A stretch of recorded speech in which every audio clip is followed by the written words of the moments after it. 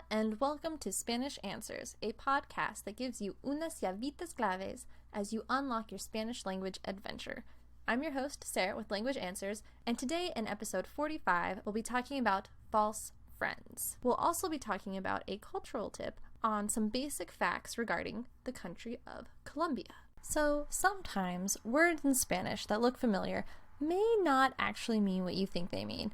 So here are 10 examples to help you avoid making those rookie mistakes.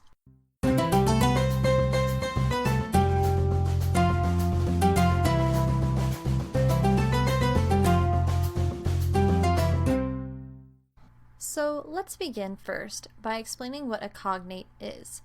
Cognates are words in one language that look similar to known words in another language and share the same meaning. As an English speaker studying Spanish, which is a Romance language, as are French and Italian, you might notice many similarities that prove useful. For example, competición means competition, personal is the same word in both languages, right? Personal, personal. Secreto means secret. Los Estados Unidos is the United States, and even cognado means cognate.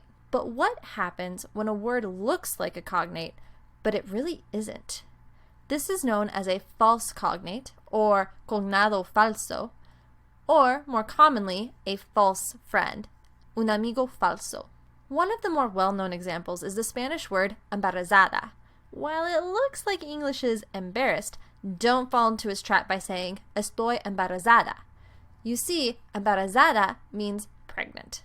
So if you're trying to say you're embarrassed, but say, estoy embarazada, you'll either get some really weird looks, especially if you're a guy, or a congratulations.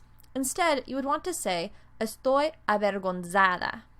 I am embarrassed. To help you out with these tricky false friends, here's a list of 10 to be on the lookout for. The first one is gracioso, or graciosa. Now, this looks like gracious, right? But it really means silly or funny. For example, él es tan gracioso. He is so funny. To say gracious, you would want to use cortés, which is more like courteous, or elegante, or even refinado or refinada, which is more dignified. Or you could even use benévolo, which is more like benevolent, depending on what kind of gracious you are aiming for. Number 2 is ropa. In Spanish, this means clothing or clothes, not rope, which is la cuerda. So for example, necesito comprar más ropa para la fiesta mañana. I need to buy more clothes for the party tomorrow. Ropa is clothing or clothes, and rope is la cuerda. Next is la misericordia. If you're a Catholic, this is a very common word when talking about Jesus Christ or the Virgin Mary. No, it doesn't mean misery, which is exactly what I thought it meant the first time I saw it. It means mercy. For example, Jesus is a God of mercy. Jesús es un Dios de misericordia. To say misery, you would use la tristeza or la miseria. Next is el alma. Now, Spanish is a very expressive language, and the word alma is used a lot when talking about love or feelings. It means soul, but it can also be translated as heart, depending on the phrase. An interesting side note, alma is technically feminine, but because Spanish nouns that start with the stressed a use masculine nouns, kind of like agua, you would say el alma, but its adjectives would be feminine. For example, mi esposo es mi alma gemela. My husband is my soulmate. Notice how gemela is the feminine adjective, but it's always el alma. Pretty cool, huh? Anyways, if you wanted to say alms, which is what el alma looks like, in Spanish you would say limosna. Number 5 is el bigote. No, this is not the Spanish word for bigot. It means, wait for it, mustache. To describe someone as a bigot, you would instead call them intolerante or fanático, fanática, although please don't go around calling people bigots in any language. But if you want to say mustache, the word is bigote. For example, Ramón tiene un bigote impresionante. Ramon has an impressive mustache.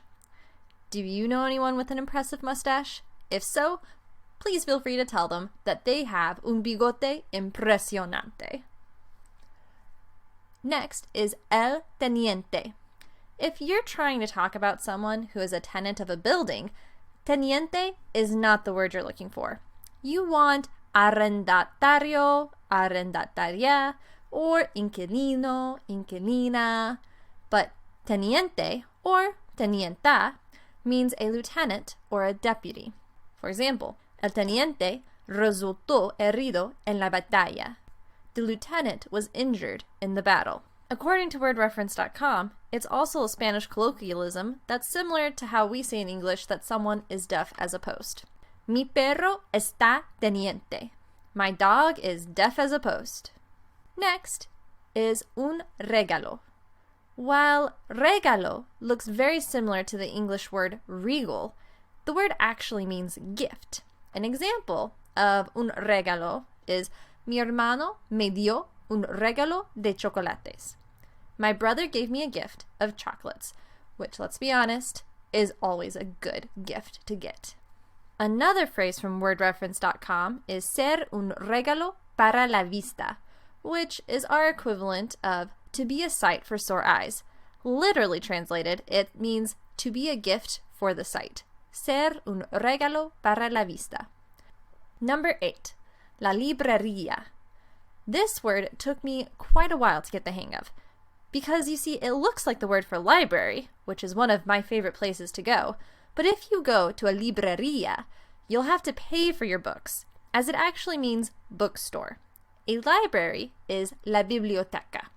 So for example, cada vez que voy a la librería, siempre tengo que comprar uno o dos libros. Whenever I go to the bookstore, I always have to buy 1 or 2 books. Now, I don't know about you, but this is definitely a weakness for me. In those used bookstores where you can get a ton of books for like $5, those I struggle with. My husband and I both, we love used bookstores. Anyways, number 9, un éxito. Now, don't start looking for the exit just yet. This word in Spanish actually means success. But if you want the exit, then look for la salida. For example, su negocio fue un gran éxito. Her business was a huge success. And finally, number 10, una decepción. In Spanish, this means disappointment. I'm not sure why, but this feels more appropriate for disappointment rather than our own English word. For example, la película fue una gran decepción. The movie was such a disappointment. Now, if you want to talk about a deception, you would use the word el engaño. All right, that's all for our list of 10. If you want to learn even more false friends, I've included links to articles from Fluent U, Real Fast Spanish, and Lawless Spanish. Lawless Spanish provides a huge lift, and it's alphabetized because they are very organized.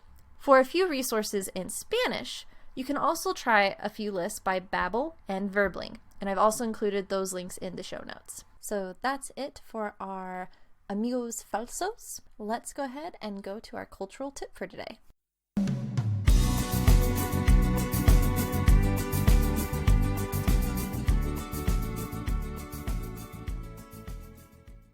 So our cultural tip for today starts the first of 3 tips regarding Colombia. So a few country facts. The official name of Colombia is the República de Colombia, and it's named after Christopher Columbus. Its size, well, if you're looking at a map from the CIA World Fact Book, Colombia is about the size of the man in the middle of America. You know what I'm talking about? How if you look at a map of America, there's a man kind of in the middle where Wisconsin's the hat, Iowa's the face, Louisiana is the foot, etc. So Colombia would be about the size of that man if you stretched it out a bit. This is not a scientific measurement. This is just me looking at the 2 maps and comparing. Location, so Colombia is located at the top of the South American continent, above and to the west of Brazil. Its government type is a presidential republic, meaning it's a representative democracy with a presidency that's separate from the legislative body. So similar to what we have here in the United States, but the presidency is more separate. There's not quite the same checks and balance system that we've got. Now, the capital city is Bogota, and the religion, well, based on a 2014 estimate, most of the country is Roman Catholic at about 79%, and then 14% is Protestant. The official language is Spanish, and the currency is the Colombian peso, or the COP. Now, a brief history of Colombia. Colombia, Ecuador, Panama, and Venezuela all used to be one country called Gran Colombia, which gained independence from Spain on July 20th, 1810.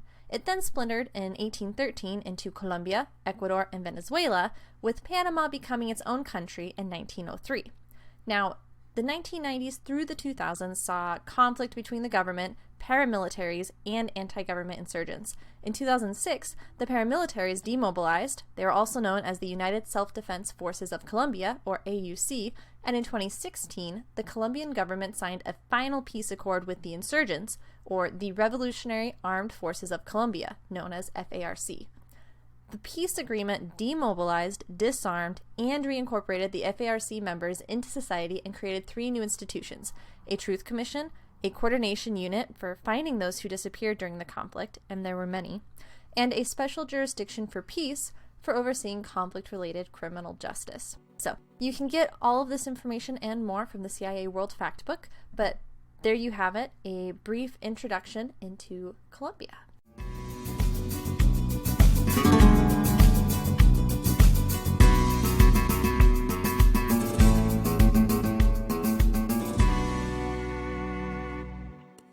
Well, that's all for today. Thank you so much for listening, and don't forget to check out the show notes for links to the resources I used for this episode.